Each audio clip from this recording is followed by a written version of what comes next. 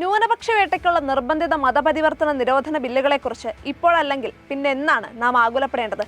കേന്ദ്ര സർക്കാരിന്റെ മൗനാനുവാദത്തോടെ ഹിന്ദുത്വ ആശയങ്ങളെ 10 മടങ്ങ് ഹിംസാത്മകമാക്കുന്ന മതപരിവർത്തന നിരോധന ബില്ലുമായി ഒടുവിലിറങ്ങിയത് രാജസ്ഥാനാണ്. ഭരണഘടനയുടെ മതസ്വാതന്ത്ര്യ ഉറപ്പുകളെ ചവിട്ടിമെതിച്ചാണ് ന്യൂനപക്ഷ വിരുദ്ധ യുദ്ധ പ്രഖ്യാപനം. ഹിന്ദുമതത്തിലേക്ക് പരിവർത്തനം നടത്താം, മറിച്ചാകാൻ പാടില്ല. ഭരണഘടനാനുസൃതമായി പ്രവർത്തിക്കേണ്ട സർക്കാരുകളുടെ കാർമ്മികത്വത്തിലുള്ള വർഗീയതയല്ലെങ്കിൽ മറ്റെന്താണിത്? ക്രൈസ്തവരോ മുസ്ലിങ്ങളോ മാത്രമാണോ വേവലാതിപ്പെടേണ്ടത്?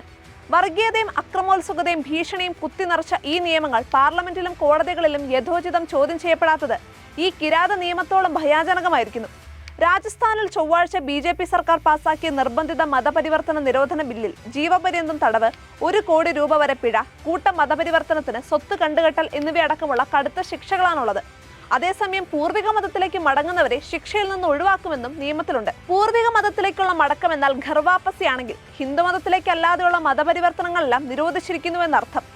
മതപരിവർത്തനത്തിനായി ഉപയോഗിക്കുന്ന സ്വത്തുക്കൾ കണ്ടുകെട്ടാനും നിയമവിരുദ്ധ മതപരിവർത്തനത്തിനായി നടത്തുന്ന വിവാഹങ്ങൾ റദ്ദാക്കാനും വകുപ്പുണ്ട്. ഇക്കഴിഞ്ഞ ഫെബ്രുവരിയിൽ നിയമസഭയിൽ അവതരിപ്പിച്ച സമാനമായ ബില്ലിന് പകരം കൂടുതൽ കർക്കശമായ മറ്റൊന്ന് കൊണ്ടുവരികയായിരുന്നു.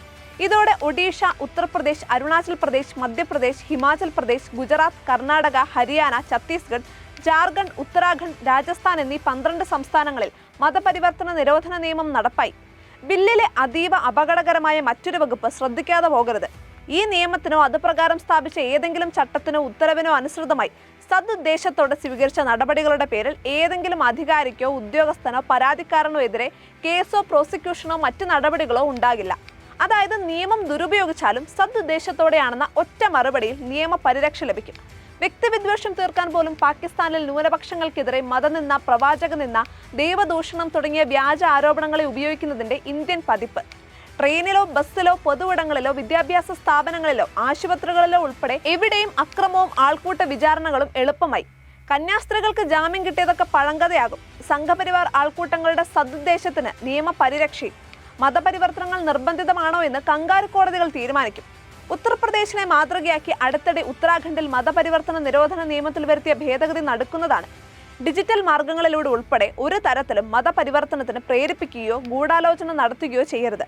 സമ്മാനങ്ങൾ, പണം, ജോലി, സൗജന്യ വിദ്യാഭ്യാസം, വിവാഹ വാഗ്ദാനം, മതവികാരം വ്രണപ്പെടുത്തൽ തുടങ്ങിയവ മാത്രമല്ല, സ്വന്തം മതത്തെ മഹത്വവൽക്കരിക്കുന്നത് പോലും പ്രലോഭനങ്ങളായി കണക്കാക്കും. ഇമെയിലിലോ സമൂഹ മാധ്യമങ്ങളിലോ വഴിയുള്ള സന്ദേശങ്ങൾ പോലും കുടുക്കാകുമെന്നാണ് വിദഗ്ധരുടെ വിലയിരുത്തൽ. എന്താണ് ഇവിടെ സംഭവിച്ചുകൊണ്ടിരിക്കുന്നത്? BJP സർക്കാരുകൾ ചുട്ടെടുക്കുന്ന ഇത്തരം നിയമങ്ങൾക്ക് പാർശ്വഗുണങ്ങളുമുണ്ട്. രാഷ്ട്രീയ നേട്ടങ്ങൾക്ക് വേണ്ടി വർഗീയ വികാരങ്ങളെ കെടാതെ സൂക്ഷിക്കാം. ന്യൂനപക്ഷ വിരുദ്ധതയുടെ ഇന്ധനമാകേണ്ട വെറുപ്പും വിദ്വേഷവും നിഷ്കളങ്ക മനസ്സുകളിലും കുത്തിവെക്കാം. വർദ്ധിച്ചു വരുന്ന സമ്പന്ന ദരിദ്ര അന്തരങ്ങളെ മറന്നുറങ്ങാനുള്ള മയക്കുമരുന്നാക്കാം. അതൊക്കെ ഫലം കണ്ടു തുടങ്ങിയിട്ടുമുണ്ട്. ക്രിസ്ത്യാനികൾ ഇത്ര കാലമായിട്ടും 3% പോലും ഇല്ലല്ലോ. മതപരിവർത്തനമല്ല, വിദ്യാഭ്യാസ ആദര ശുശ്രൂഷകളാണ് നടത്തുന്നത്, ഞങ്ങളല്ല അവരാണ് മതപരിവർത്തനം നടത്തുന്നത് തുടങ്ങിയ മറുപടികളിലേക്ക് പലരും ഒതുങ്ങി. സ്വന്തം ഇഷ്ടപ്രകാരം മതം മാറിയാൽ എന്താണ് കുഴപ്പമെന്ന് ചോദിക്കാൻ ഭരണഘടന നൽകിയ അവകാശങ്ങളെ ന്യൂനപക്ഷങ്ങൾ തന്നെ കൈയൊഴിയുന്നു. ഭയം വ്യാപിച്ചു. ഭരണഘടനയുടെ 25-ാം വകുപ്പിൽ ഏതൊരു വ്യക്തിക്കും അവരുടെ ഇഷ്ടപ്രകാരം മതം സ്വീകരിക്കാനും ആചരിക്കാനും പ്രചരിപ്പിക്കാനുമുള്ള അവകാശമുണ്ടെന്നിരിക്കെ പലയിടങ്ങളിലും ന്യൂനപക്ഷങ്ങൾക്ക് മതചിഹ്നങ്ങളോ സന്യസ്ത വേഷമോ ധരിച്ച് യാത്ര ചെയ്യാനാവുന്നില്ല. ക്രിസ്മസും ഈസ്റ്ററും ഒക്കെ എങ്ങനെ ആചരിക്കണമെന്ന് ഹിന്ദുത്വ തിട്ടൂരമിറക്കുന്നു. ആരാധനാലയങ്ങളിലേക്ക് ഇരച്ചുകയറി ആക്രമണം അഴിച്ചുവിടുന്നു. വർഗീയ സംഘങ്ങൾ നിയമം കയ്യിലെടുക്കുമ്പോൾ പോലീസും സർക്കാരും കാഴ്ചക്കാരായി നിൽക്കുന്നു. ഇതിനൊക്കെയുള്ള നിയമ പരിരക്ഷയായിട്ടുണ്ട് മതപരിവർത്തന നിരോധന നിയമങ്ങൾ. 65,000 വർഷങ്ങൾക്ക് മുൻപ് ആഫ്രിക്കയിൽ നിന്ന് ഹോമോസാപ്പിയൻസ് കുടിയേറുമ്പോഴും ഇന്ത്യ പ്രദേശത്ത് ആദിമ നിവാസികൾ ഉണ്ടായിരുന്നുവെന്നാണ് പുതിയ പഠനങ്ങൾ.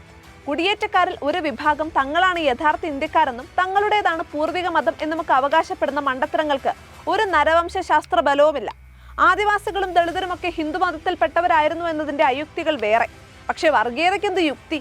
നിർബന്ധിത മതപരിവർത്തന നിരോധന ബില്ലുകൾ പോലെ ഭരണഘടനയ്ക്ക് സമാന്തരമായ മതഭരണം നടത്താനുള്ള നിയമനിർമ്മാണ സഭകളുടെ ബൈപ്പാസ് സർജറികളെ പ്രതിരോധിക്കാൻ സഭ ബഹിഷ്കരിക്കലും പ്രസ്താവനകളും മൗനജാഥകളും സൗഹൃദ സന്ദർശനങ്ങളും മതിയോ എന്ന് പ്രതിപക്ഷവും മതേതര പ്രസ്ഥാനങ്ങളും ന്യൂനപക്ഷ നേതൃത്വങ്ങളും ഇനിയെങ്കിലും ചിന്തിക്കണം.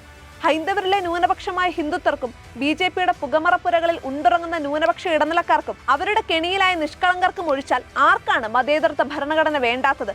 12 സംസ്ഥാനങ്ങളിൽ ന്യൂനപക്ഷങ്ങൾക്കെതിരെ വായ പിളർന്നു നിൽക്കുന്ന നിർബന്ധിത മതപരിവർത്തന നിരോധന നിയമത്തെ തടയാൻ ഭരണഘടനയെ ഉയർത്തിപ്പിടിച്ചുള്ള നിയമ നടപടികളാണ് ആവശ്യം. നിശ്ചയദാർഢ്യത്തോടെയുള്ള രാഷ്ട്രീയവും അനിവാര്യമായിരിക്കുന്നു. ആരെയാണ് കാത്തിരിക്കുന്നത്?